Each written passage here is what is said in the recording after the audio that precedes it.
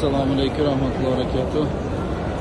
Mana bugun hojilarimiz bilan alhamdulillah Makkaga kelib, tavoflar qilib, Safo Marvaga ikkinchi safar chiqdik, boshladik.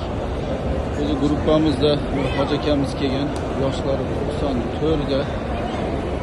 Aravaga o'tirmay o'z oyog'im bilan qilaman deb tavof qildi alhamdulillah. Safoga chiqqanda ham hoji aka qo'ying, aravaga o'tiring desam yo'q, o'z oyoqlarim bilan qilaman.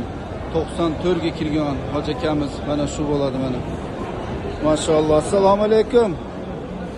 Hoji aka, qandaysiz? Charchamadingizmi? Maşallah. Allah kuch-quvvat bersin. Xuan kelishini qaringlari. Maşallah. Amin. Kelishini qaringlar. Allohu akbar. Alloh qabul qilsin, kuch-quvvat bersin.